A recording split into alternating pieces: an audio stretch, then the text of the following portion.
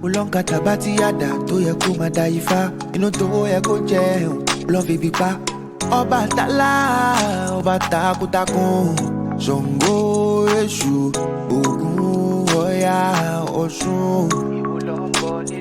Kini sheshe, tan she nile yo. O jelo jara. Alafia, peace and power, family. Welcome to another episode of African Spirituality Experience. I am your host, Orisha Bami, and we are back with a brand new guest on the program, family. It's been a long time coming. We've been trying to get this interview together, so I'm definitely grateful that we finally got this thing to happen. I definitely want to give a huge shout out to the tribe for all the love, the support, the thanks, the likes, the shares, etc. I definitely appreciate you, family. Before we get into introducing our new guest, I want to kind of give a quick background to Miss Donna D. She is an author, the author of the phenomenal book Indigenously Black that I can't wait to get into.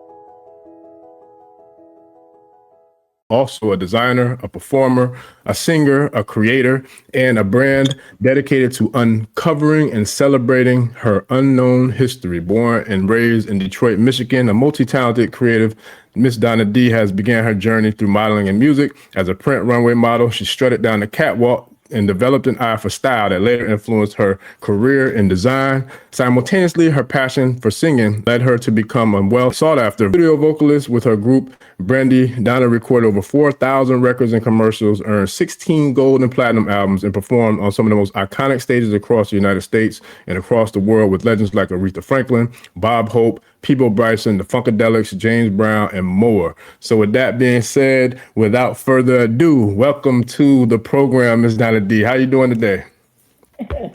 What up, though?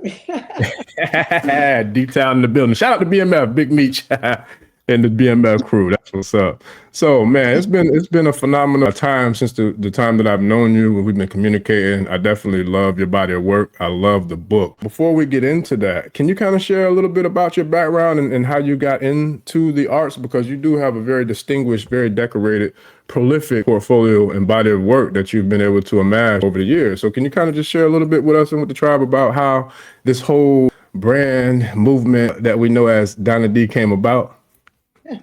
Well, I guess I'm a typical Leo. I say. Seeking the spotlight, maybe I should say. But I was a little kid. I've always been interested in dancing and singing and modeling, and also those things led me to the career that I've had. And it's been amazing. I can't believe it sometimes when I look back. But I believe it. I mean, just looking at some of the pictures that, we're going to share throughout the conversation, you had a decorated career, and you've got to cross paths with some of the legends that, many of us have seen for years, if not lifetimes, share the stage with some very, very prolific, legends in the arts. So with that, are you not, you're a second generation artist after your mom, right? Can you kind of share a little bit about your mom and how, her career was as an artist? My mother, I ran across a picture of my mom with her singing group. She was a student at Kentucky State University in the 30s. And at the time I saw the picture, I didn't know what the name of her group was.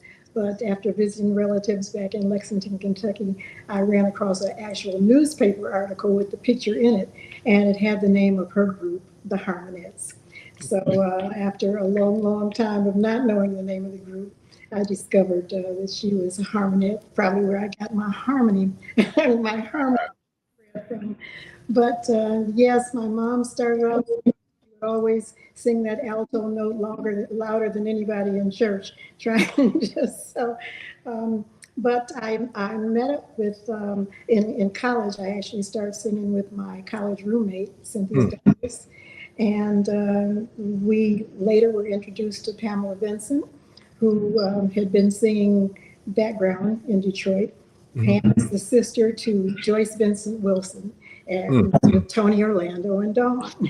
So when Joyce and Tilma went to do the Tony Orlando and Dawn thing, Pam needed some girls to step into those slots. So Cynthia and I joined her, and together Brandy has recorded over 4,000 records and earned 16 gold and platinum albums over the years, and been fortunate enough to work with some of the greats.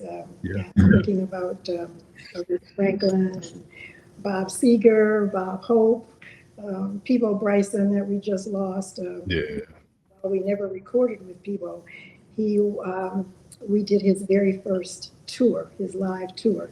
So he was so new, everybody thought we were a group called People.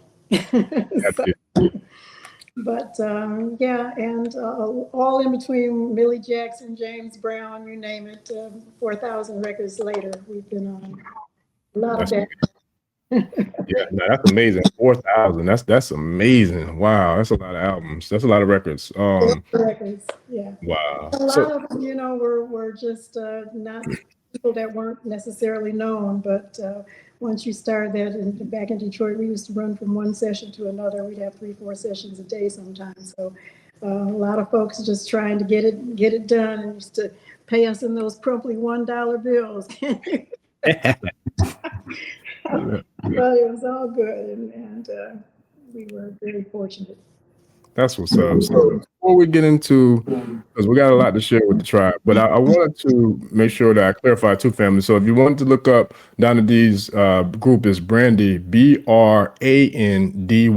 That's Brandye, just for clarity purposes, because I know some of y'all going to go back and look up her work and want to see the body of work that she's done. So I wanted to clarify that for the tribe. Probably just name a couple of the records in case. We got the very first platinum record ever issued was for Disco Lady.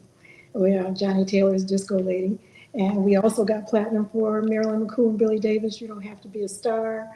And P-Funk, you know, but on and on. But go and check us out. Yes, sir. Y'all check them out. Y'all check them out. So real quick, before we go into a lot of the presentation that we're going to share with this discussion, I can't wait to get to the book. But the fact that you're from Detroit, you know, I've recently been enlightened in regards to, you know, I knew Detroit had a very historical, you know, history in regards to the arts, especially with the Motown sound. You know, so many phenomenal artists that have come out of the D, but I didn't know the history of how significant the business world is and was in Detroit in regards to how many successful businesses, how many successful movements that kind of took place in Detroit. I had the opportunity to interview a brother who has done many of documentaries, Out of the Darkness. So shout out to the brother Amadeus Christ, the film director who created the Out of the Darkness series. And he was sharing with me about some... One of the visionaries.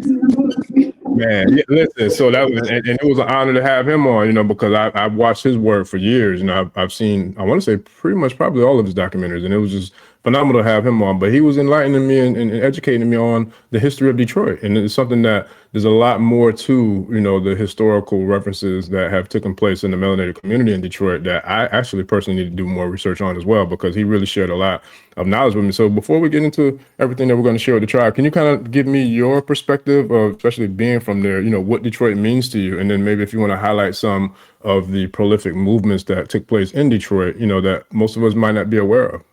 Wow. It's hard to explain Detroit, and it probably took me moving away from Detroit I always knew it was special, but to really realize how fortunate, gosh, don't cry.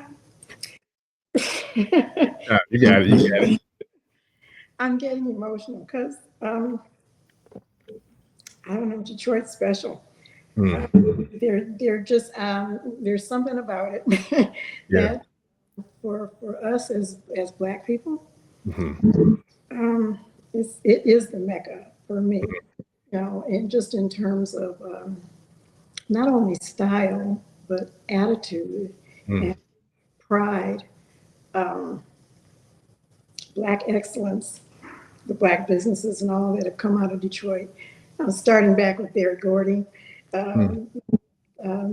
it's just a phenomenal place. And you know, being from Detroit, it's respect when you travel the world. It's a Sure. bad rap sometimes about some things, and you know, of course, like any city, has its issues, but it's a pretty special place. I say, we're gonna leave it with that. It's phenomenal and it's special and Black excellence. We're going that sounds like a phenomenal description to me. So shout out to the D, man. What up, though? Yeah, you know, that's home is getting me choked up. So Yeah, no, that's all good, but that means it means something, and you know, and shout out to, I'm sure we got a lot of listeners, you know, from the D, you know, that's part of the tribe. So we definitely want to give y'all a shout out, tribe, all our Detroit listeners for sure. So with that, can we get into these presentations because you have a lot that we're going to share with the tribe today. So as far as you and your artistry, you're not only the daughter of an artist, but you also conceived an artist as well. Is that correct? yes, my daughter Joy followed in my footsteps. First with her group Edamame, and Ashley Ashley is a songwriter and moved away from Detroit to go to New York and you know, pursue her dreams, and ended up writing and being on her first record was with Ja Rule. Body, she was part of the Murder Inc. family. And after that venture, she met and who she's now married to, Pooh Bear, who is a one of the top songwriters I think in the world. But Pooh Bear produced her group Edamame, and they one from Vegas, one from New York, and one from Houston. The three ladies, and they were phenomenal. And they had a short-lived career, but Ashley went on after that to explore a solo career as Ashley Joy. So That's what's up. That's what's up. yeah, we like to keep it in the family. Ain't nothing wrong with that. So with that being said, do you mind if I share a little bit about the family with the tribe so they can kind of see a little bit of who and what we're talking about? Yes, absolutely. All right. So this phenomenal picture of these three gorgeous ladies. Can you kind of break down who we're looking at here? Yes, in the top left-hand corner on the bottom is my mom in the white shirt. That is from her group, the Harmonettes, at Kentucky State back in the 30s. And then the next picture is my group, Brandy. And the bottom picture is Ashley's group, Edamame. That's what's up. That's phenomenal. And that's Ashley, not with the blonde hair. She's on the opposite end. Got you. I got you. I look, yeah, because she looked just like you. Yeah.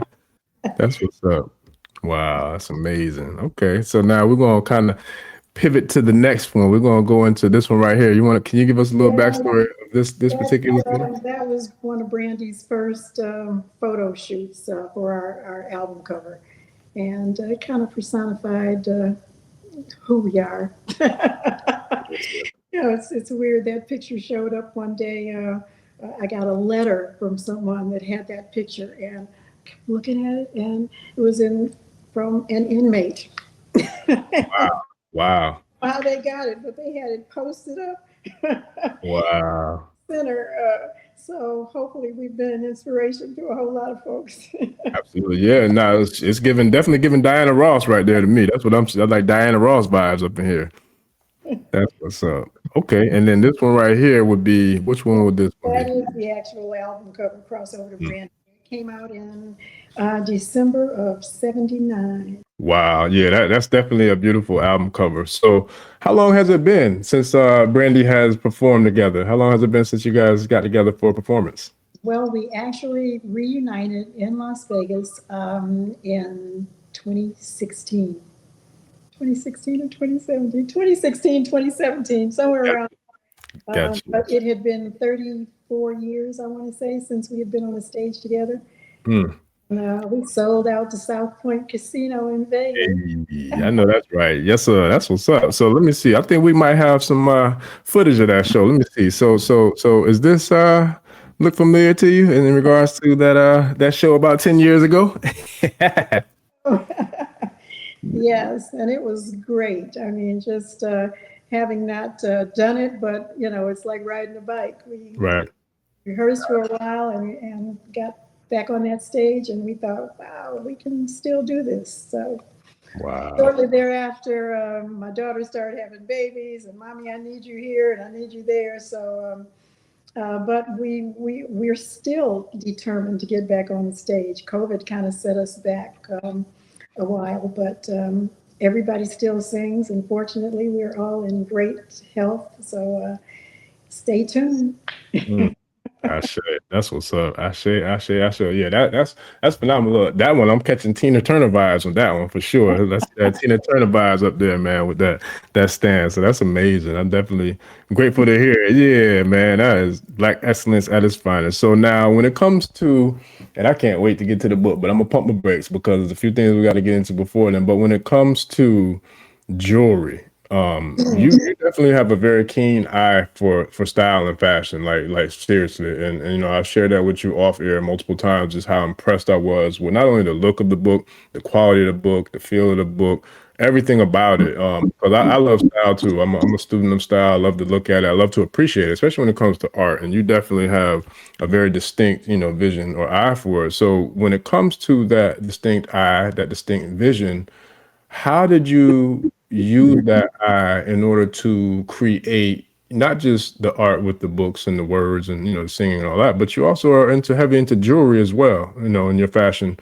connoisseurism. So how did that come about? And I definitely want to share some of the pieces that you have, that you created, with the tribe as well. But how did that come about? Developing that distinct vision of jewelry and art. The jewelry actually came about. I saw a rolled up, somebody rolling paper, like Girl Scouts rolling paper one day, and I thought, interesting. So in my doodling, I began rolling up pages of magazines, making little formations, and this could be this and this could be that. And before you knew it, I had all these lines in my mom's basement where I would dip the jewelry, the paper jewelry, into a shellac of some sort, and so that they hardened and all, and I formed them into jewelry. Wow. And it was just something that I was doing as a hobby, but before you know it, it had caught on, and people wanted to buy the jewelry. And then the Detroit News, I think, or Detroit Free Press, one of the papers, wrote an article about me rolling up pages of fashion magazines and making paper jewelry. And that's where it started, and it just evolved. So before I knew it, I was pregnant with my first daughter, but I had all these orders. So by the time I delivered the baby, I got a studio and set up shop. So Wow.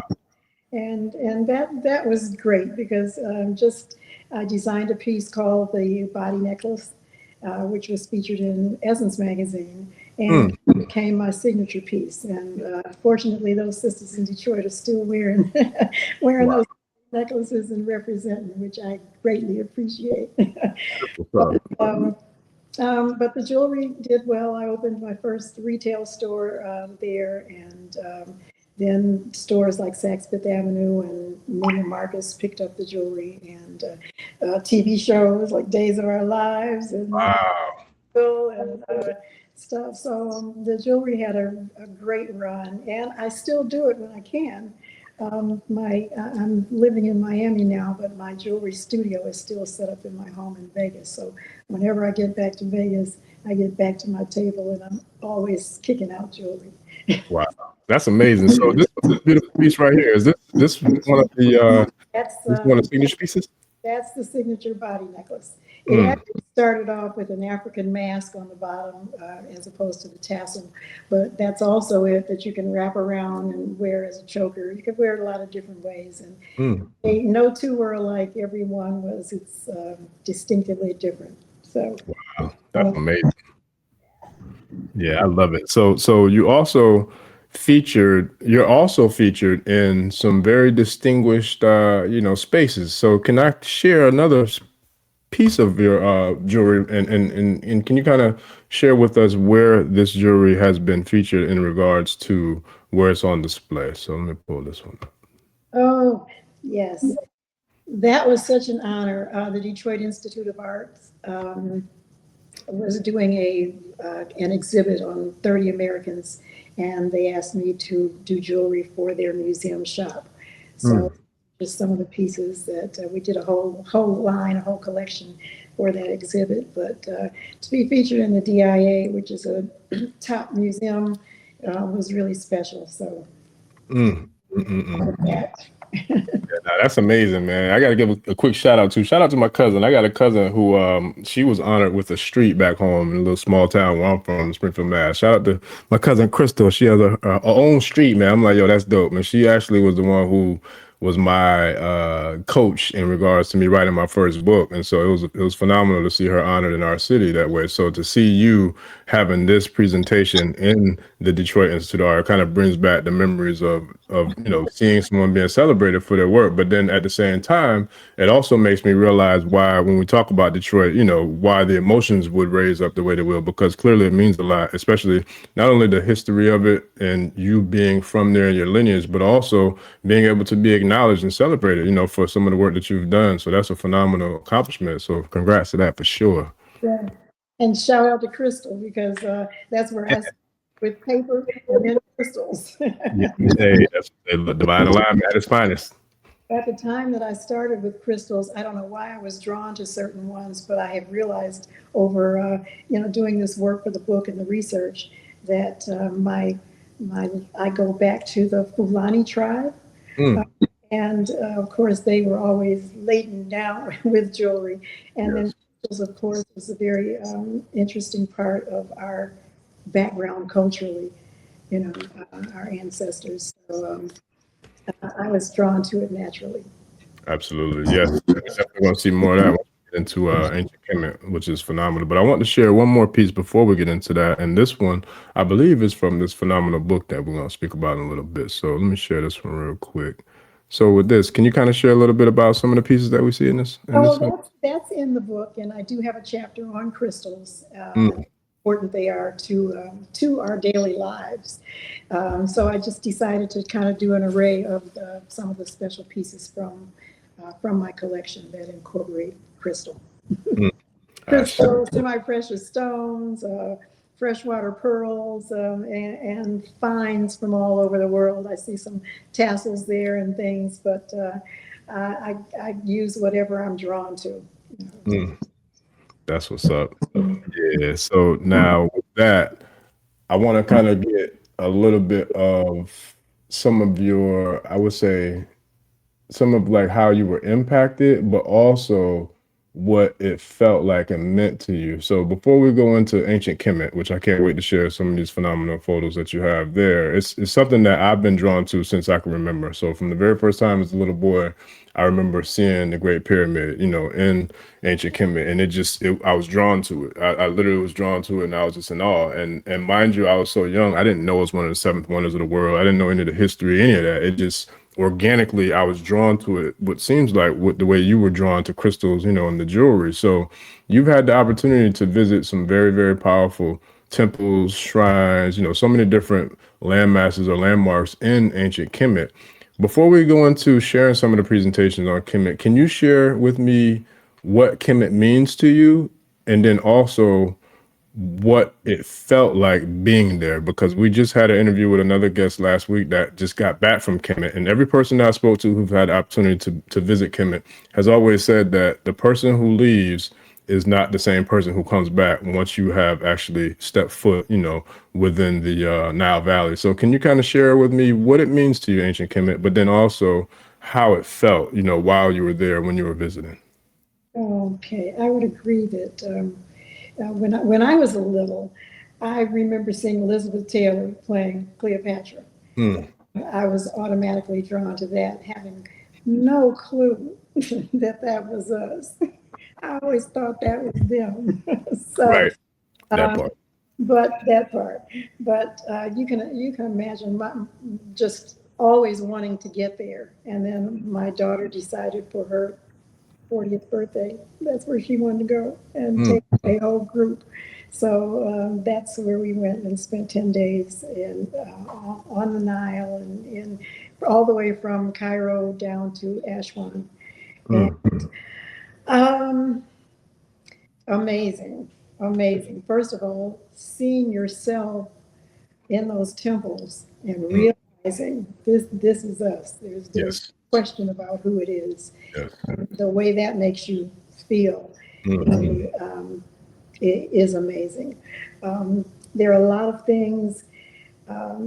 When we first got there, our guide, we were on a bus, and the guide said something to us about we said something about being in Africa. And the guide says, "Oh, no, you're not in Africa." And we went, "What? Wait a minute." Yes, we are in Africa. And where did we get this guide from? That part, yeah, we need to send him back. So it's really interesting. There was one feeling in Cairo where we kind of felt patronized. There's a lot of people vying for your attention and trying to get you to spend money with them. But it was more, hey, brown sugar, this kind of thing. It was very patronizing. And the further south we got, as we went to Luxor and then down to Aswan. By the time we got to Aswan, it became welcome home. And so there was a huge difference there. And we learned very quickly that it definitely depends on who you go with and who you got. But having said that, there is Egyptology in itself, I think, is governed by a certain force that only doesn't want you to know the truth. to be honest, there's only so much they can say. I think they go through that school, and all the tour guides and everything have been taught that this is the script and this is what we're going to stick to.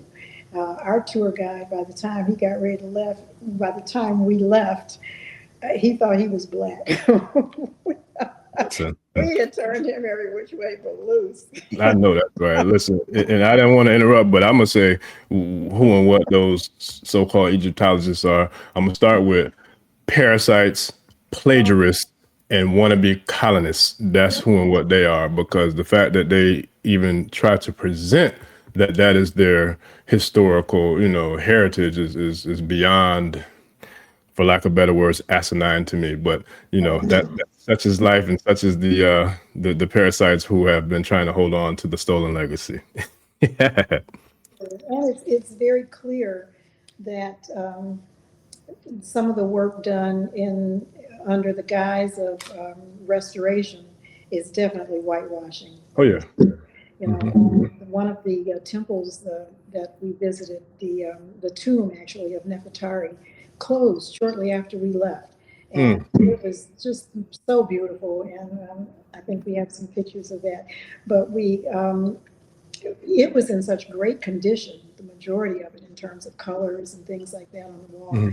And it's interesting that they're going to close it for up to 5 years. And I wonder what it will look like when they decide to reopen it, because definitely there's a lot of whitewashing going on.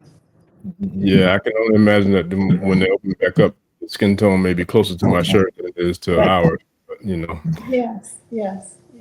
Such is life. So that's amazing to me how they're going to take a 5-year span, I guess, to do whatever they want to do in regards to what I'm pretty sure we're on their case like Scooby-Doo,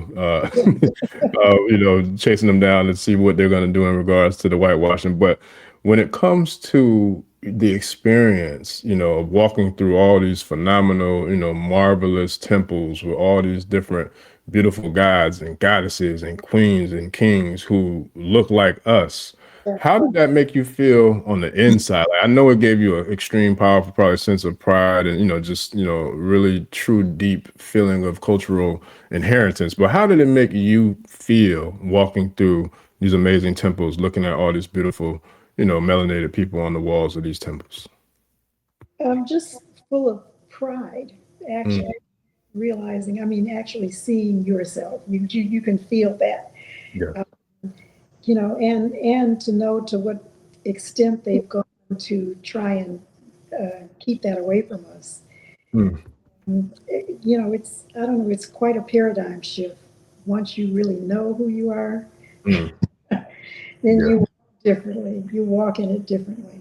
Mm. So, um, I just wish everybody could get to experience that, yeah, just once. And from what I'm learning, even since leaving Egypt, there appears to be even more than that in the Grand Canyon. So hey, right in the yard, and that's why they won't let us in there. Listen, Linda. Yes, sir. And, you know, I'm gonna have to do a deep dive on the Grand Canyon because I know just from me personally flying over it, and I've mentioned this several times on the show whenever it comes up in the topic of conversation, but the fact of just flying over the Grand Canyon, I'm sure it might have happened to you as well, especially having a residence in Vegas. But I was actually going to Vegas, you know, multiple times that I've been to Vegas and going on the flight path. Every time I've flown over the Grand Canyon, I could not help but feel as if there is some truly powerful magnetic connection Yeah. to something within myself, something within my genes and my DNA. Something was connected to something going on there in that Grand Canyon. I feel it every single time I fly out west. And so, with that being said, I wholeheartedly agree with you. And I'm definitely going to do my due diligence to do some extreme deep diving and deep digging into some of the prolific historical aspects or attributes of the Grand Canyon, like you said, that they don't want us to be able to get access to, kind of like Antarctica. So we know there's something there that's being hidden because the depths that they're going to prevent, you know, folks from going to either the Grand Canyon or Antarctica. That right there is a telltale sign that we got to get on them like Scooby-Doo and pull off the mask of these culprits who are trying to hide, you know, some of these ancient, you know, historical landmasses on the planet for sure. And Arisha, that was, I guess, another reason for doing the book. Their sense of urgency. You Yes. know, because you know, they believe me, they're working in the Yeah. background. Yeah. Yeah. We need to be on our business in terms of learning who we are Yeah. uh, once we came and all of that. So, because if you don't know where you've been, you don't know where you're going. Big facts, absolutely, and I gotta do this. Like it's been itching me and burning me up the whole time. So I'm gonna jump back into the presentation. But since we mentioned the book, since you mentioned the book, I'm gonna go ahead and share this book, man. Try this book right here is absolutely phenomenal. I mean, when I say phenomenal, like absolutely stunning, and I mean it because I was telling Miss Donna D that, you know, I don't know that I've ever owned a book more beautiful, more luxurious, and more stylish. And I'm not saying that because she's on here. I'm saying that because that's really how dope this book is, like for real. And it amazes me every time I pick it up, every time I hold it, every time I look in it. It truly amazes me the level of luxury, the level of style, the level of, you know, just pristine. It's just phenomenal. And like I said, that's just looking at it, just looking through the pages without even talking about the actual contents of the book, which we're going to definitely get into. So I wanted to throw that out there and just share it because I remember when you first sent it to me on the very next show I did, I was speaking about how, you know, grateful and honored I was to even be mentioned in the book, which is still a phenomenal honor. And I give gratitude and thanks for that. But before we go into it, you know, we have more that we want to share on Kemet. So I want to pull the picture that we just had back up for you to kind of share with us a little bit about, you know, what we're looking at and then like how that, you know, made you feel being in this particular place here in ancient Kemet. So this right here, where exactly are you located when you're in this particular temple? It's in the Nefertari tomb, and there's several levels to it. Mm. But this picture I particularly like because, you know, I wear an ankh, and it's I believe it's, oh wait a minute, I don't want to get this wrong. But the deities use the ankh as a symbol of giving life. Uh, Mm. and so the one goddess is pressing the ankh into the mouth of and I'm trying to remember exactly who that is at the moment. But Mm. those kinds of images are all over the pressing of the ankh from the pharaohs and from the goddesses, and it's a life giver. Mm. Yes, Everlasting absolutely. giving everlasting life. So I sure listen. That's why I keep me one behind me all the time, and I'm a little frustrated because I was looking for my ring before we came on. I couldn't find my ring. I wanted to rep that, but it's all good. I guess it wasn't meant for me to wear it today, but I definitely can relate to that for sure, and it's really phenomenal. I just looking at it, I'm feeling drawn to it as if that's home. You know, it really is a very very magical place to say the least. And you can't tell a lot from this picture, but on the walls there are animals, there's stories. The hieroglyphs are filled with treaties, recipes, songs, all of these things. Not a lot of which we can read. Right. Right. But there's so much history and so much information. The animals, then you see things like helicopters and spaceships and light bulbs. Realize that it's all been done before by our ancestors. Yes. No, I agree. And what's amazing to me is that it's telling a story. It's telling a very historical story, but it's also painting a picture. And I would dare to say that whether we realize it or we recognize it, consciously, I wholeheartedly feel like subconsciously we do, we can read that. We do know what it means. We do, we're able to digest it. We're able to consume it. You know what I mean? Because I feel like within our DNA lives the bloodline of the builders of those said temples and pyramids. So it's like I really wholeheartedly feel like we definitely can relate to it subconsciously and deep within our spiritual selves. Because even as a young teenager, and it goes back to what we were speaking of earlier, when I first saw the first image of Khufu, a Great Pyramid, I had to double back when I turned. It's so funny because I did it before I was supposed to, but I think I was 17 actually, and the number one thing that really drew me to Kemet even more than the pyramids was the bust of King Tut.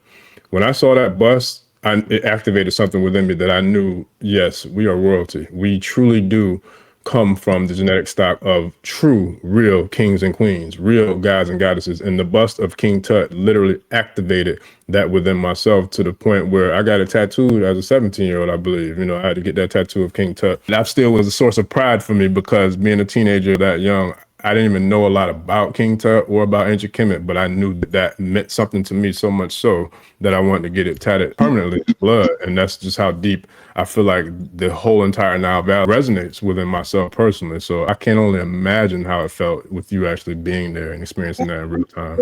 We visit the tomb of King Tut. Wow. And that whole story. And he looks just like my grandson. Wow. So it's not foreign to us. It's all very familiar. The hair on some of the mummies and all, you can see the braids, and you just know, say, dang, that looks like my great aunt or someone that we know. So it's very moving. Absolutely. The locks, the braids, the waves, you name it. Every hairstyle we wear is written on it, and it's written in stone. It's so funny. I had the opportunity to be a guest on another podcast last week, and we were talking about the stolen legacy, and we were talking about it in regards to like Christianity, and I had to kind of revert back to Ethiopia because I'm like, the Christianity that we are being force fed here in America or the Western culture, really around the globe, is not the true Christianity. So, and it's like I didn't bash Christians, because I don't bash anybody's religious belief or their faith system, because I don't want anybody to bash mine. However, I am, prone to speaking my truth. You know what I mean? It's just like, that's where I see that's another form of a parasitical stolen legacy, that was stolen and then rewritten and plagiarized into what it is in current day, just like the historical, history that's on the walls of Kemet, that also was plagiarized. The story of Asar, Aset, and Heru, some might say Isis, Horus and Osiris, but it's like either way it goes, it still goes back to our cultural history and background and, our cultural heritage, and it's written in stone. They took that, Asar, Aset, and Heru, and turned it into Osiris, Isis, and Horus. Yep. And then it was turned into Mary, Joseph, and Jesus. And then they took that and turned it into the Father, the Son, and the Holy Ghost. And I was like, well, what happened to the mother? Right. That part. Well, the patriarchy just wrote the feminine energy right on out of it, and it couldn't Yeah. happen without us. We Yeah. were here first. Women were here first. Yes. Yeah. And that divine energy, feminine energy, Yes. is the basis of it all. So when Facts. you leave that out, you got the pot, but you ain't got the seasoning. Which makes no sense to me whatsoever, because it's impossible for you to create anything without the divine feminine. So yeah, I don't know, but whatever. But what we will do is we will go to real, true historical facts because it's written in stone. So I want to get into this one because this is probably one of the most powerful and prolific known, I would say, monuments to mankind because of not only where it's at, but what it means to the rest of, the Valley of the Kings and the Nile Valley, and the pyramid complex. And that would be this one right here, which is, oh my God, it's beautiful. So you want to share a little bit about this experience and how you felt standing in front of the Great Sphinx? Yes, the Sphinx. Just to see all of the layers, and to know at one point there was only this much of it visible. Right. And just to think about how many years it took once they began to dig it all out. And whatever they're claiming the age of it is, I'm sure it's much, much older than that even. Yes, absolutely. Yeah, if I'm not mistaken, I think their accounts they putting it at maybe 6,000-7,000 years old, if that. Not even be 3 or 4 to their accounts, but Yeah. I know I've heard and read and studied where at the least I think some historical teachers or historical researchers were listed at the least I want to say 16,000 years old, but then there's some that say it might go back 2, 3, 4, 5 times longer than even 16,000 years. So it could go back hundreds of thousands of years, back to how far it really, came back from.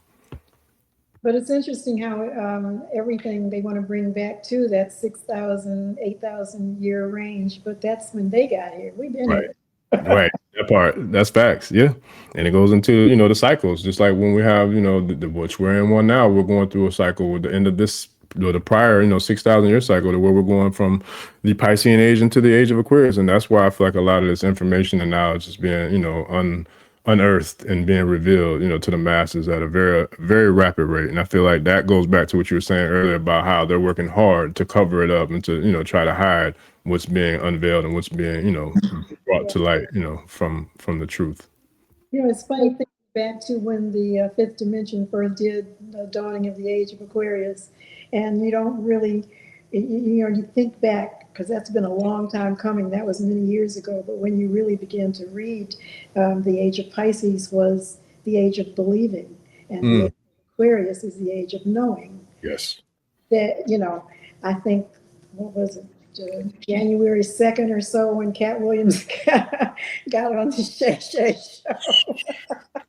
Drop bombs. And ever since then, it's like it just opened up. Even the whole pandemic. Yeah. It forced us to get off of mainstream and go inside. And I think that was the beginning of us rediscovering, a lot of us. Yeah. Some of us have been on that path for a while, but for the masses, that's what made people sit still, get with family, do your own research, get into the institutions kind of begin to crumble around you. Wasn't nobody there for us, so we had to get into it for ourselves. And that was the really beginning to me of this wave of truth. Awakening. Yeah. Awakening. Yeah. A mass. And it's so funny too, because, based upon what I feel like the nefarious, demonic, devilish, dark inspirations or, strategic planning of what that scam-demic or whatever we want to call it was about, I wholeheartedly feel like it backfired. Yes, they were able to unfortunately kill probably hundreds of thousands of people. However, they also gave the environment and the time to awaken millions upon millions of people. So what they tried to do, I feel like it went like a boomerang and came right back around and, swooped their head off, but, in regards to what they were trying to do, and it didn't work. And just like, shout out to Robin Harris. We like Bebe's kids. We don't die, we multiply. You know what I mean? So it's like with the consciousness and the awakening, all they did was give so many more people the divine time to sit still and to be able to let spirit do what spirit do. And that's where I feel like we're seeing the results of that right now in real time. And that's what it's going to take. I mean, if we don't awaken, we're just going to keep repeating the same thing. There's a cartoon that has been floating around for some time, and it's a group of elites around the board playing Monopoly. Mm-hmm. And then you look under the board, and they're Black people holding up the board. And the captain says, if we just stand up, their little game is over. Yeah. And that's the truth. So the more of us that can feed into this awakening, yes, who we really are, that's where our power lies. That's where our strength comes from. Yes. I'm hoping that this book will help facilitate some of that. Yeah. Oh no, it's happening. And yes, I have seen that. Actually, I've seen that meme, and it's powerful. And it also triggers something that it reminds me. I'm not sure. Have you ever seen the movie The Immortals? No, I haven't.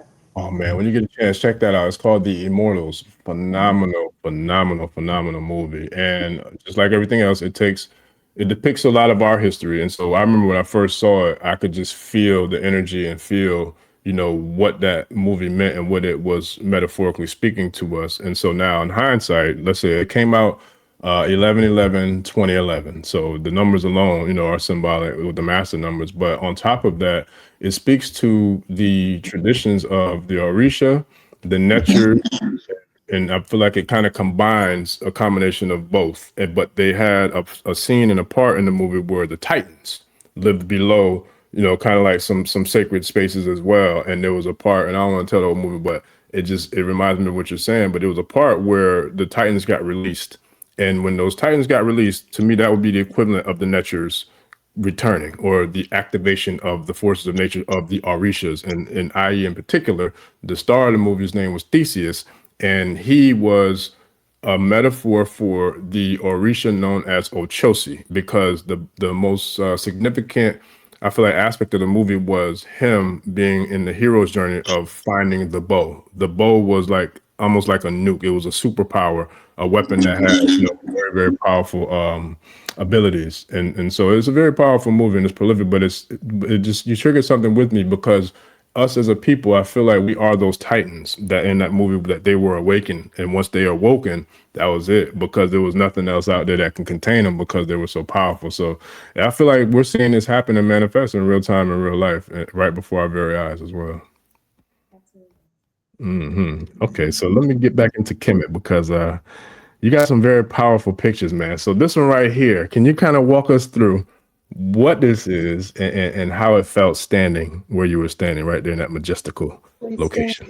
On the Great Pyramid of Giza. Wow. And I love that picture, because it just shows you the scale of the boulders. Sometimes you feel like they're all uniform and they're going straight up in a triangular, but it's not that at all. It's just like you see it. There are many different sizes and shapes to a structure that goes. It's got ridges, and it's not what you think it is when you just consider the pyramid being a triangular. And there are all these dogs out there, the dogs of the pyramids that climb all the way to the top. What?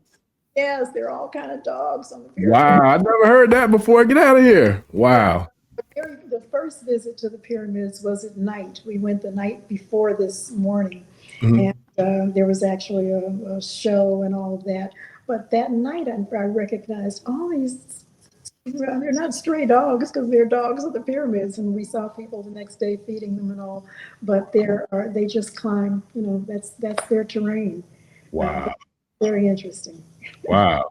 That's my first time hearing that. But you know what? Listen, I'm not surprised because, like you were saying earlier, the stories tell it all. So within the walls, you have, I can only imagine you would see Anpu, or what some would call, Anubis. Like that, he is represented by, a dog. You know what I mean? So, some would say jackal, but either way it goes, it's in the dog family. So, a dog-headed human who, is a transitioner from helping us and guiding us from the, life to the so-called underworld, afterlife. So that symbolism at its finest to me is what it sounds like. And it's amazing because I never heard that before. Wow. Wow. Unbelievable. Yeah, Yeah. we're getting some real deep dives into the Nile Valley here tonight. Yes, I went to the door of the opening, but we didn't go in. It was a time constraint for us, and we didn't go in. And really, I don't think that, especially at this stage in my life, that I'm going to go in because there's steep climbs, and I'm a little claustrophobic. So I probably won't get to see the inside of the pyramids, but it's exciting being there. Yeah, that's amazing. Yeah, it's, man, the divine timing, because literally this topic was on the last show that we live streamed, which was amazing. Shout out to Sekhmet Ma'at, Miss Mariana, because she had just got back from Kemet as well, and she was explaining how she had to go down into it, and how it was a stretch, because it was not only was it was taxing on you spiritually with the impact of all the divine downloads and divine tuning, and being able to reverberate with the frequency and the reverberation of that that kind of emits from the pyramid. But then she also spoke about the sacrificing of the pain, or the challenges it was to go down into some of these small cracks and crevices in order to maneuver. But at the end, it was all worth it. So it's like you're giving us a whole nother side to a very similar, experience, but just from a different lens of perspective, that those of us who haven't had the opportunity to, make it there yet, we can kind of absorb it, and just kind of live or eat this food for thought or spirit vicariously, through the meals of, I should say, the metaphorical spiritual meals that you have been able to consume. So it's very powerful. It's very powerful. You mentioned Sekhmet, and I have Sekhmet. There, we were taken to the tomb of Ptah, who was Sekhmet's husband. And this was, where was this? Okay, I'm getting all mixed up in terms of what temple we were at, what island we were on at that point. But at any rate, I had an experience with Sekhmet, because we're taken into this small room, and there's the statue, the life-size statue of Sekhmet, and there's just a hole where the sun shines in and sun shines down on this statue. And I don't know what happened to me in there, but I could not move my feet. It was like the spirit of Sekhmet just captured me.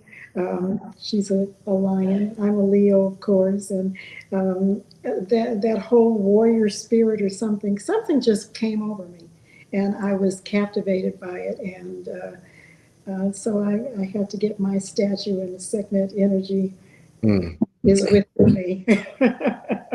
It's like the mighty warrior Sekhmet. Wow.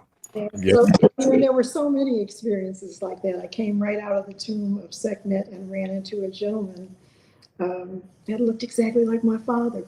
Wow. He was the spitting image of my dad. I thought, whoa. So I had to take a picture with him, but he looked just. That's amazing. It really is. And I feel like that's a perfect segue into the next photo for the presentation. So seeing that we're talking about, which I love Sekhmet, by the way. Matter of fact, I have a Sekhmet piece as well that I wear whenever I need to invoke that energy of the world goddess and warrior goddess, for that matter, as well. But so since we're speaking about goddesses and royalty and Sekhmet, let's dive into another very significant stop on the Kemetic Express. Valley of the Queens, yes. And that is where the tomb of Nefertari is. There's so many tombs, all of these mountains and things you see behind me. They're just all of these different caves that you go into. I'll call them caves for lack of a better word. But just everyone is different. Some are in better shape than others in terms of the integrity of the colors and the writings and things on the walls. But there's so much there. You could have spent a whole day at each one of these sites. Yeah, it's amazing. Like I cannot wait to get over there. I really can't. So I want to go to this one because this also is another amazing photo. Can you kind of give us a little bit of detail about this particular place and where it's located and what it's called? That is in Ashwan at the Temple of Kom-Ombo. That's also where the Crocodile Museum is.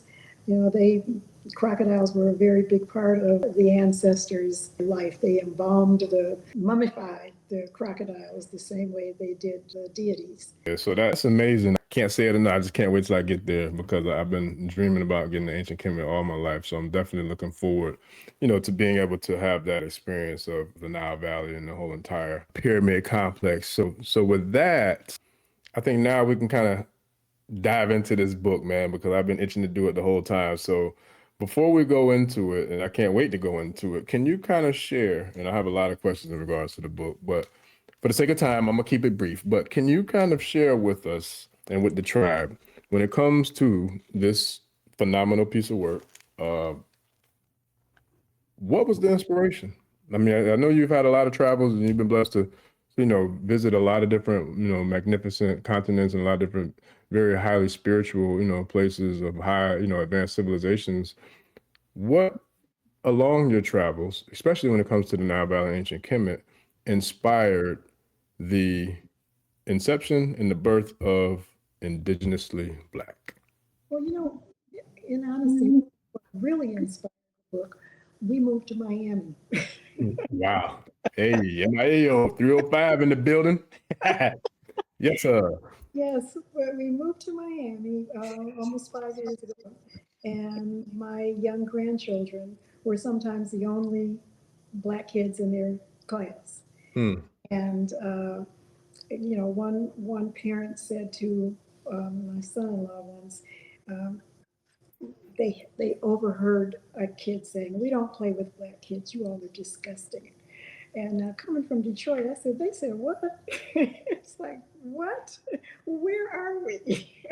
So it was a real culture shock. And during that same time, on the evening news every night, there was nothing but talk of banning books and that kind of thing. So I made up in my mind right then, my grandkids are going to know exactly who they are. I know that's right.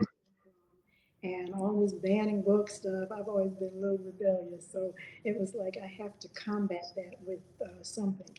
At the same time, some of my peers, some of my friends that are deeply rooted in religion, just were so deeply rooted in religion that I was like, come on, y'all. Yeah, that part. Yeah. So those were my inspirations. Already years ago, I moved to Las Vegas in 2008, and my daughter back then was watching Ancient Aliens, and she used to call me in the room all the time, and at the time, I don't know that I was interested, but even before then, as a kid, I grew up in the Episcopal Church, and going through my classes for my confirmation, several things stuck out to me. They would say, Jesus died for your sins. And I would be like, I'd look around like I'm like, what, 11 years old or something? What sins? Right, that part. I didn't do nothing. Right. So I've always had, and then the stories that would come, Cain and Abel, and then Cain went and took a wife, and we're like, well, I thought it was only 4 of them here. Where were 2? Right. So I've always had questions, But then once my daughter got into the Ancient Aliens thing, and we began to, and then I met my honey, who was deeply conscious. Gotcha. Gotcha. I'll remember the first time he said something to me about overstanding. I never heard that word before. And And since then, okay, knowing that the master teacher, Dr. Malachi Z. York, would speak of overstanding, and it was like, oh my gosh, that those are paradigm shifts. Those are things that come along and change your life. Yes.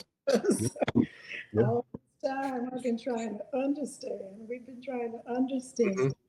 Think of understanding, which can mean to stand under something.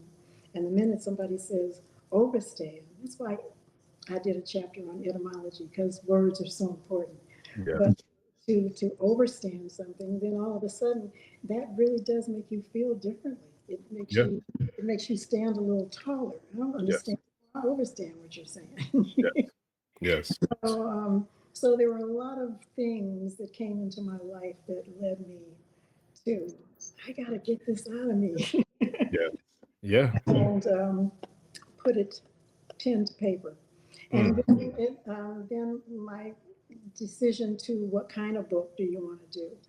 And I know this is a day and time where people are, it's fast food, it's everything's quick, people are scrolling. Yep. So I wanted to write something that would not intimidate a non-reader, because I'm such a visual person, and the designer in me wanted to put pretty colors together. Yeah. So I decided on the coffee table format, Mm. because that way it's something that doesn't get tucked away on a shelf, hopefully. I have one of those easels that my book sits out on the coffee table. So it's a constant reminder of who you are. And it's something that, you can look at every day, and it doesn't get tucked away. But all of those things brought me to get this book out. And again, I didn't want it to be too wordy. I wanted to have beautiful images with bite-sized narratives. So if you're a non-reader, you're not intimidated by you don't that much. You can look at the pictures. Yeah. So the challenge became getting the point across in a concise paragraphs and in a small amount of narrative. Yeah. Yeah. I It's wanted powerful. to also make you think. I chose the subjects. I made a list of things that were important to me as a Black person. And things like grounding, things that we don't really think of, but getting back to our ancestral, getting back to what our ancestors did. Because, everybody wants to talk about religion, but that's, religions are only what, 1,400 years old or 600, whatever old. We've been here so much longer than that. So what did our ancestors do before that? And we communicated through crystals and the stars and all of these things that just that became important. Touching a tree, taking your shoes off, and put your toes in the grass. Because the Earth's grid, as above, so below. There's the things that we see out here, but then there's a whole lot going on underneath it all. That just brought me to a point right after the last election, with kind of pulled back, and people were like, they're out there dancing, they got the fans, they're doing the fan dance and all. But to me, from a spiritual and ancestral standpoint, we were shaking up that ground. Yeah. And that was a coming together without us even having to say it. Yeah. All over, we were all doing the same things, and we pulled back, and I think went underground in order to come together. And so it's something that wasn't talked about. We didn't have to talk about it. It was like we just knew what we were supposed to do. And that's what it's going to take for us to elevate. Yeah. Listen, what's the saying or the quote? What's known doesn't need to be said. It doesn't need to be talked about, because we know, and it's so prolific, because even like the last answer and what you just shared, like to go back to the overstanding, like that's something that I've made it a habit of saying when it comes to even like sharing, just whatever the conversation is, the topics with the tribe, it's like, we overstand, understand, understand, then understand. You know what I mean? So we're hitting, the four cardinal points of, consciousness is the way that I like to look at it. And then when it even goes back to when you speak about the master teacher, Dr. York, that's where I got my, first taste of metaphysics. Was I was a 14-year-old in high school, a freshman in high school, and I'll never forget, I saw the first book of Revelations, and it was shaped similarly to your book, except for it was more of a vertical book that I saw of his, and it was phenomenal. But when you talk about this book, and I literally saved I had to literally save my bookmark in this particular page, because me being me, I could not share this page because somebody who is clearly near and dear to me. I got him watching over my shoulders at all times. But shout out to my favorite master teacher, the one who inspired me to be who and what I aspire to be. You have the great quote from the Honorable Ancient Ancestral Power of Wisdom and Knowledge of Understanding, Overstanding, Understanding, and Understanding of the Honorable El Haj Malik El Shabazz, also known as Malcolm X. And you have a phenomenal picture, one of my favorite pictures of him in here. And you also shared a quote of him in this book as well. And so with that, the quote states, "Those who know what to do with knowledge will know how to get it." Yes. So yeah, it seemed like you definitely knew how to get it, because you you went to one of the origins of it all, you know what I mean? And then you brought it back to us. But I say all that to say, I feel like, and I'm wondering, and I'm actually really curious as to if this was intentional or not, but the way you described how you broke down the book, me being, blessed to have a copy of it and to read it. I haven't finished it yet, but I definitely have spent some time, looking through it. I feel as if you actually created this book in a very similar format of the pyramids, of the Medu Neter. Did you do that intentionally, or did it just happen organically, or how did that come about? Because you're telling the story with images and with visuals, and then you put minimal, you know what I mean, actual words. And then when we talk about language as well, you talk about, especially in the Western societies, they talk about this, English, and then you talk about spelling. Well, spelling, when you talk about words, you're casting spells. We're casting spells as we speak. We didn't do that in ancient Kemet, and nor did we do that in our ancient history as, melanated beings. So did you intentionally write the book in the form of the Medu Neter, or did that happen organically in regards to the imagery, telling the story? There were a lot of intentions in the book. I got you. Ashe. Organically. I think, when I first made that list of the topics that I wanted to discuss, I ended up with close to 100. And I was like, okay, now we got to get this down. And then I was like, okay, it's got to be 45 or 54 or 36. You see where I'm going? Yeah. Oh yeah. It's got to be the number 9. So I do have 45 chapters, and the book is 360 pages. Oh man. That was very intentional. So there was a lot of intentionality. But I think when you're into something like that, you are divinely led. So some of that other, I started at the beginning with ancestry. It's loosely alphabetical, not exactly, but I started with the A's as I made the list. And it started with ancestry. So that's the beginning. But yes, I'm sure that during the course of writing this book, that there were some things that happened with help from the ancestors. Wow. So this is so dope. I had to screenshot it because it truly is divine. So with you saying that, at the moment when you were speaking about that, we were literally 1 hour and 9 minutes into the interview. Not to mention, I was going to ask this question next, because and I didn't know this either, but that kind of, I don't know. But the fact that the nines were so significant, right? And then now we spoke about how powerful and how relevant the Netures are, and how the gods and goddesses of ancient Kemet are. I want to also go and compare the Yoruba and the gods of the Orisha, because when we talk about Sekhmet, the parallel to Sekhmet, in my opinion, would be the goddess Oya, who is the goddess of the storm.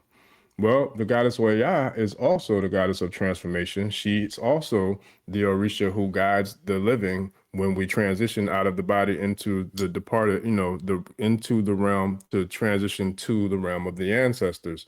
Well, Oya is also the goddess of change and the goddess of transformation, the goddess of out with the old, in with the new. And then what's even more, I feel like, magical about all this is that her color, one of her main colors is gold. Like, and I'm sorry, well, gold as well, but purple, lavender. Like that's one of her main colors, and she has a rainbow of colors within all the colors that are tied to her in regards to her attributes. So it's like the symbolism and the divinity in this is it's amazing. Like it really is, especially like even down to 1 hour and 9 minutes in, as you were breaking down the significance of the number 9. It doesn't get no more divine feminine than that right there. That's powerful. That's amazing. Absolutely amazing. Yeah, well, as 9 ether beings, that's always in the forefront of Yeah. Yeah. Wow. Well, okay. So look, we're gonna keep the symbolism and the the alignment going because we're gonna jump back into the presentation. Now, when we talk about some of your travels, you also had the luxury and the opportunity to travel to Italy and to be at the location of the Vatican. So, with that being said, this is a phenomenal, phenomenal, phenomenal hall. Can you kind of share with us the name of this hall, where it's at, and like what this hall is about, what it means? the hall. But the Serpent Hall, I don't know if it has another name, but I think it Okay. is. And this was a very short notice trip for me. My family was performing at the Vatican, was asked to perform.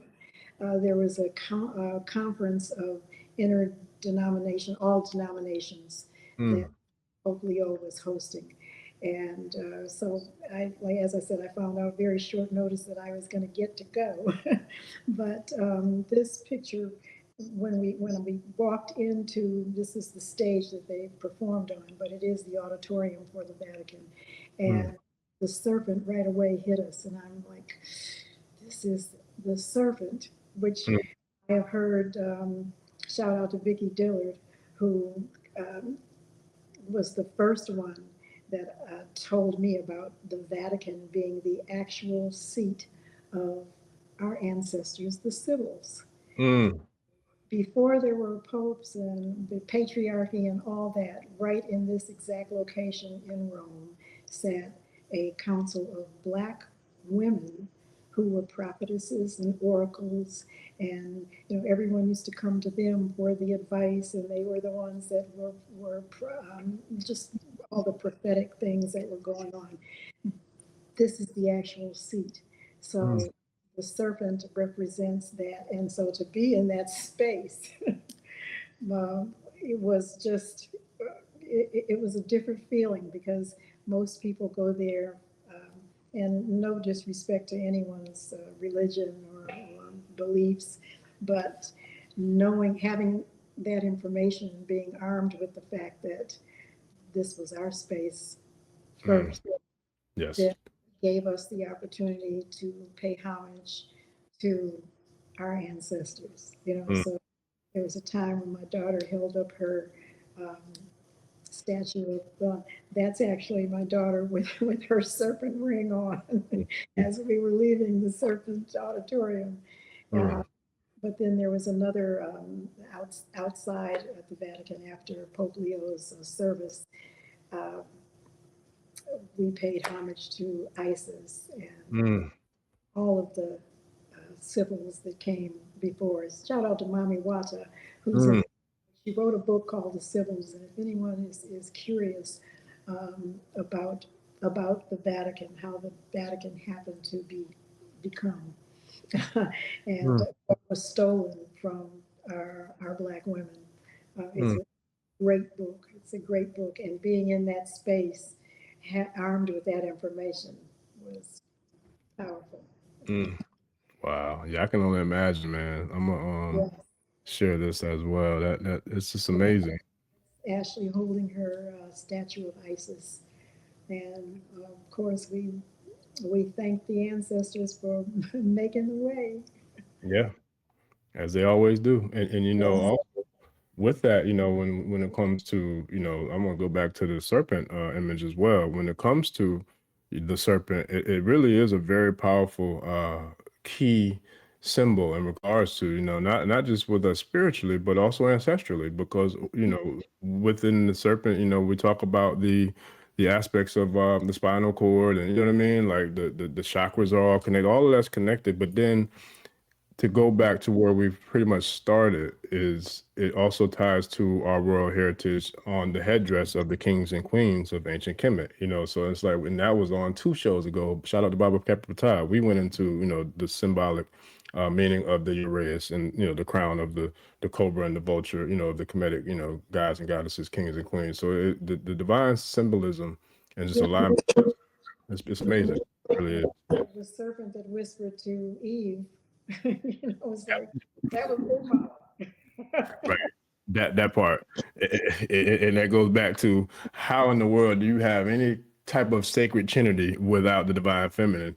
Is just beyond, you know what I mean? It's just beyond, like, I can't even put it into words, like how crazy that sounds. It's how you have a trinity without the one who was here first before all.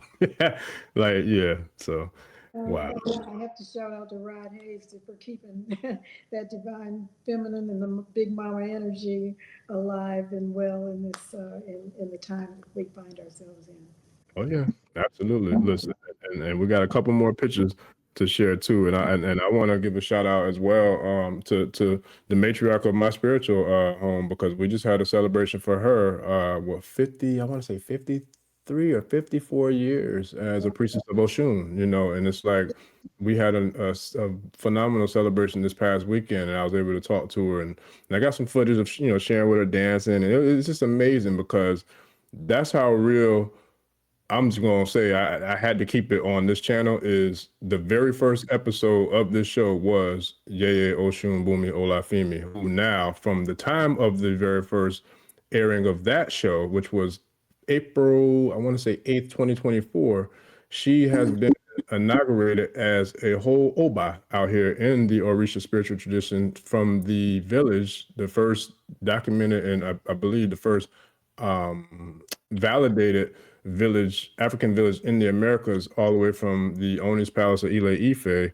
Her husband was Baba Oba Sergiman the first, who was the founder of the African village of Oyotunji. She was coronated as an Oba, as a woman king, about a year ago, at the Oyotunji village. So I want to give her a huge shout out, because that's following suit with the Big Mama energy.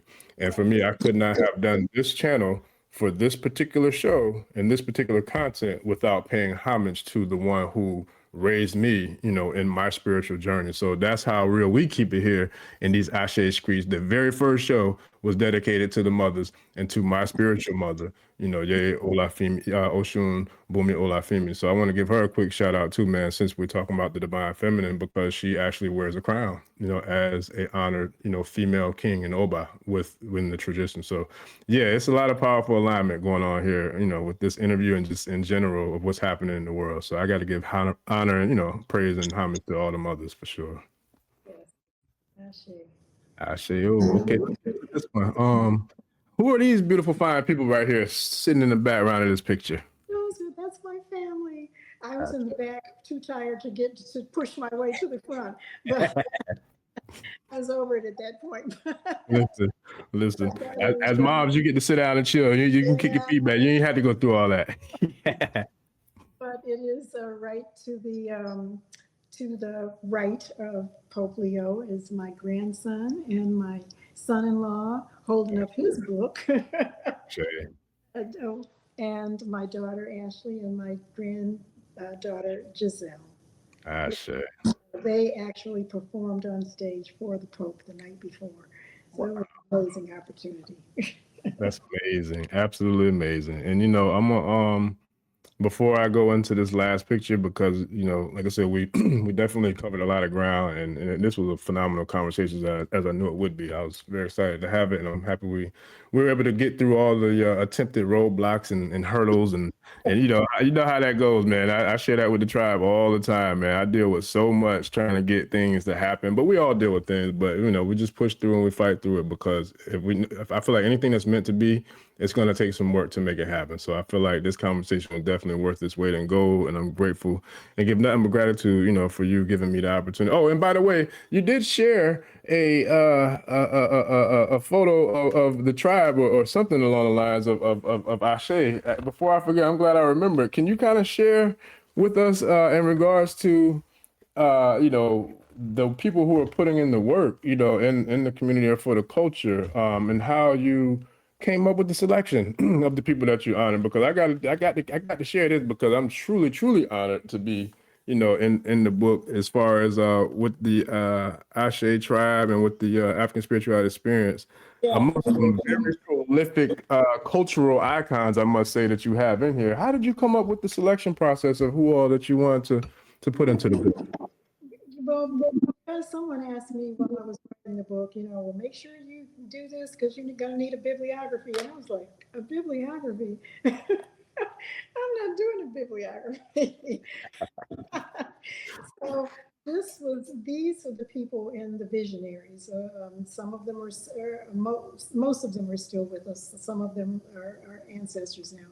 But this was the meat of it. This was where I got my information, where I got my inspiration, where I got everything from. Wow.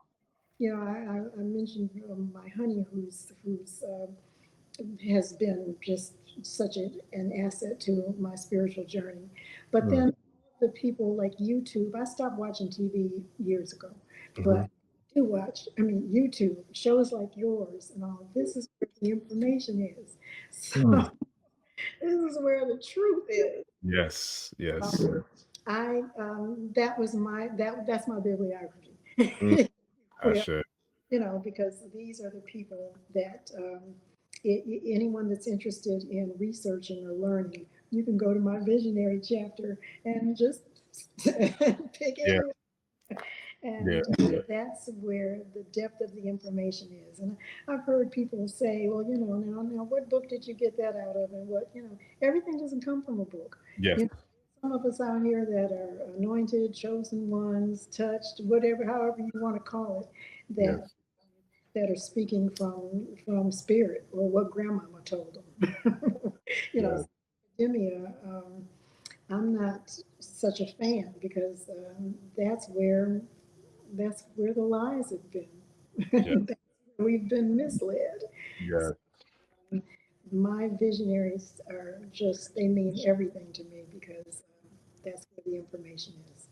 Wow. Yeah, this is it really is I can't stress to you enough. Like, this is truly humbling. Like, I just want to, before we close out and before we finish up with the topic that I can't wait to get to, but I want to share this with the tribe because this is truly humbling to be in this book, first and foremost, just to be in it, but then to be in it amongst some of the people who listed. Just to throw a couple of them out there. Dr. Claude Anderson.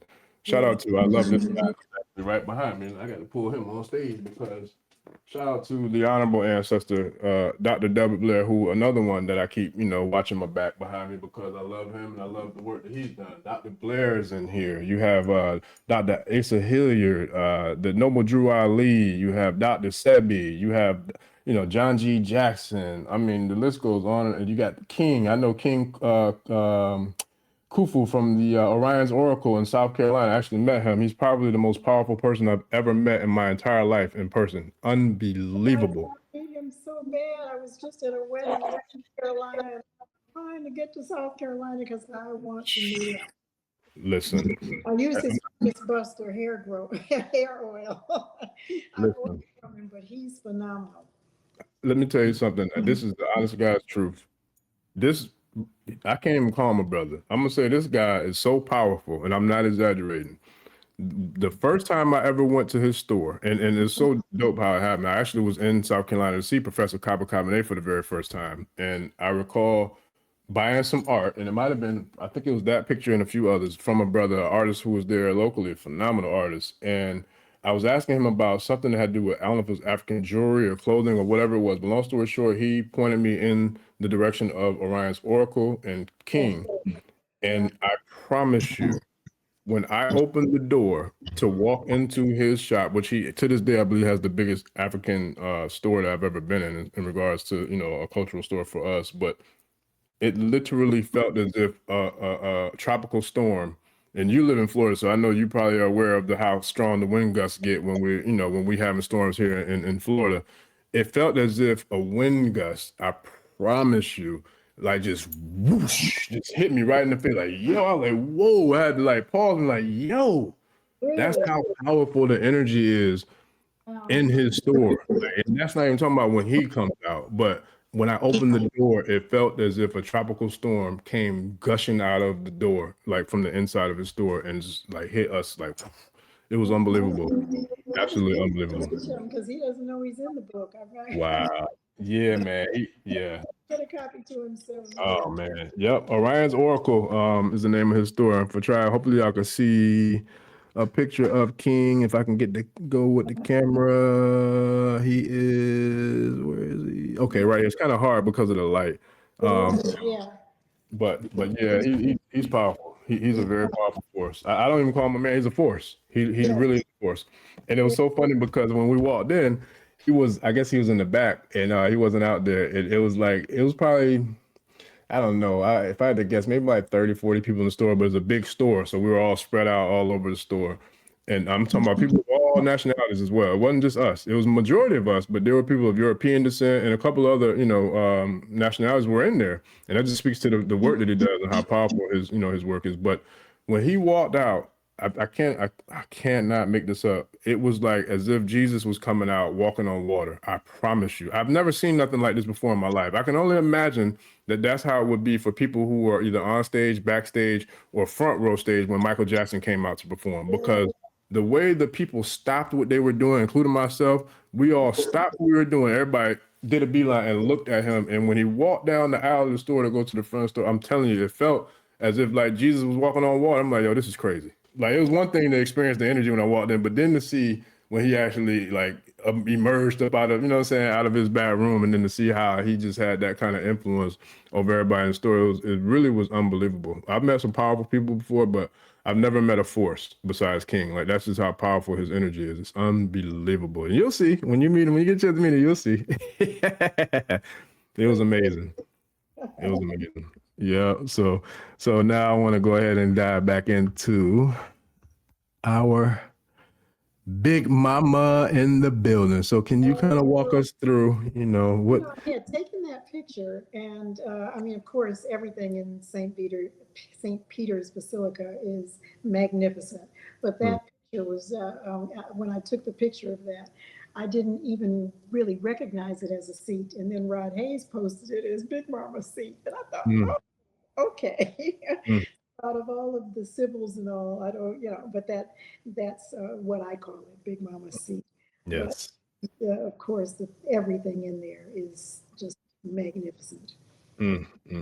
Absolutely, yes, and it's powerful, and I would agree that is the seat of Big Mama, because I've seen where the Pope, brings out or they pray to, the Black Madonna, woman and child. But it's so baffling to me, and it's such an oxymoron because the whole, if I'm not mistaken, the whole ideology of that particular religious sect is about Father, Son, Holy Spirit. But yet the one who, if I'm not mistaken, is touted to be ranked the highest official of that particular said religion is paying homage and literally bowing down to and worshiping you.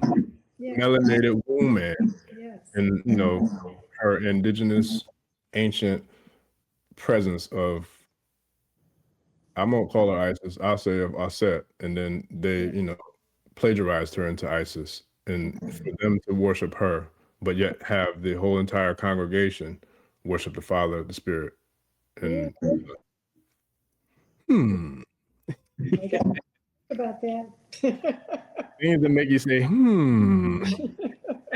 So do as I say, not as I do. That's what I'm getting from that. Yes. Wow.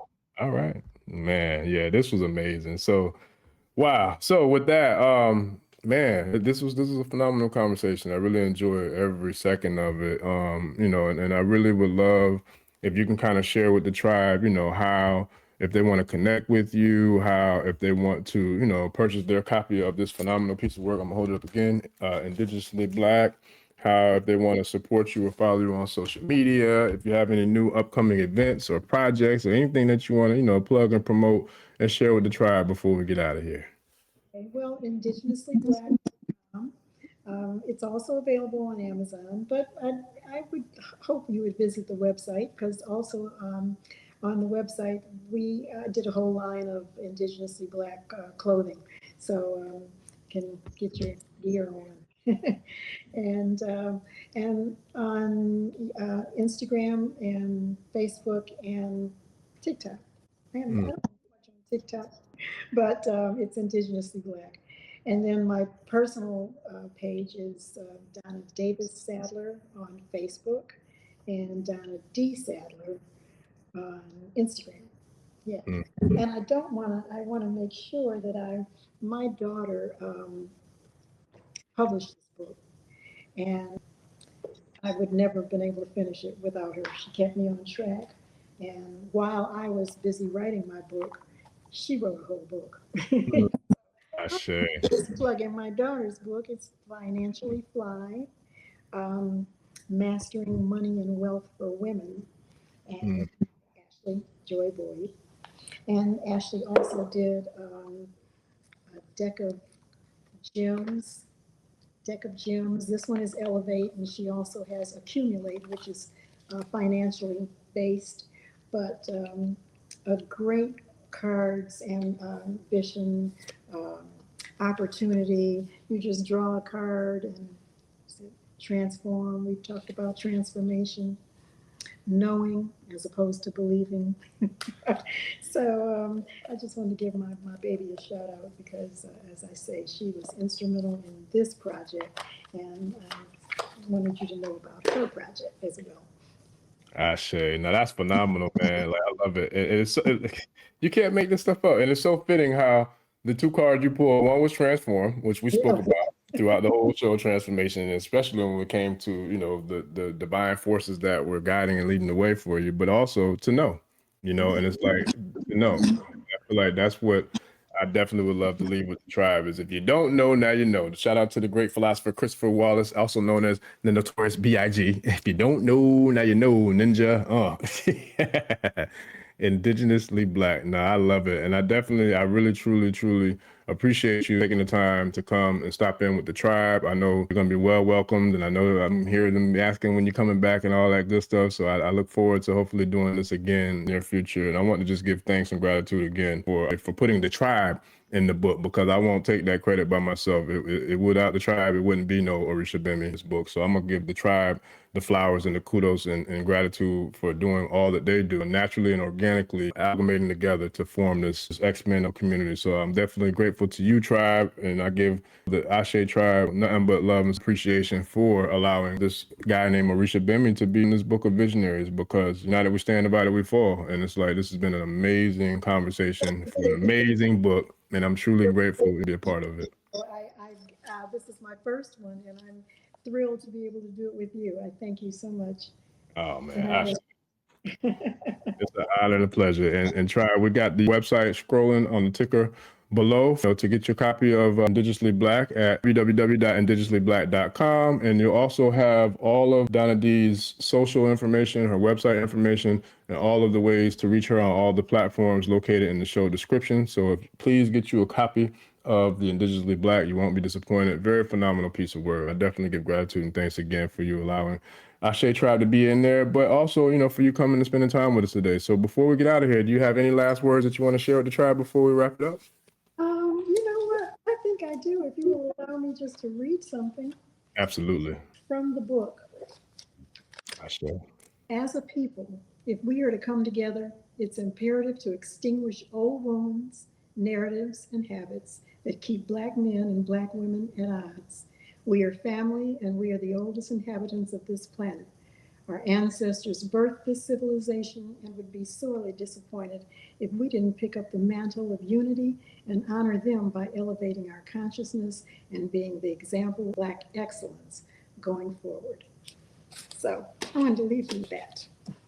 I love it. I love it. I love it. Ashe, Ashe, Ashe. Oh, look, I'm not even gonna try to come behind that. So what I'm gonna do, what I'm gonna do is I'm gonna give my great gratitude again in closing. I really do appreciate not only, like I said, you coming on the show, also for having the tribe representing in the visionary section of the book. It's been a phenomenal, phenomenal conversation, and it's a phenomenal book, family. It really is, tribe. So please go support Miss Donna D so she can continue to do the work that she's doing with this phenomenal Indigenously Black work, and hopefully to see you again. And then, yeah, we could do some things in real life sometime soon, because we're definitely working on bringing the show on the road with the tribe in their future. So I look forward to things happening that way as well, for sure. Great. I look forward.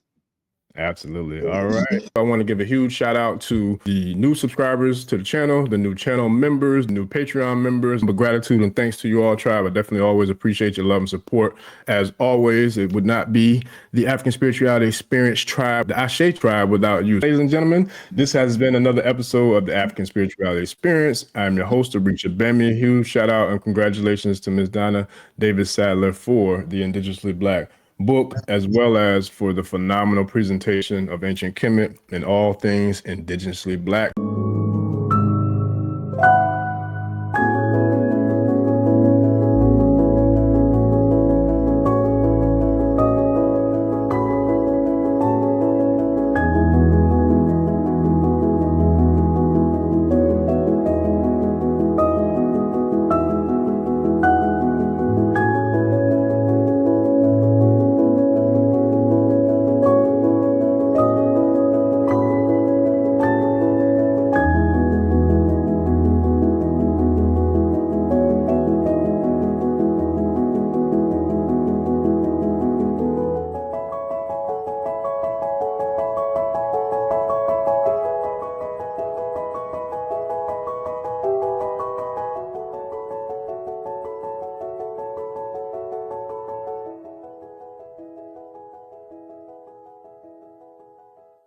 We will see y'all on the next episode, family. Don't forget to please like, share, and subscribe. We're out. Peace.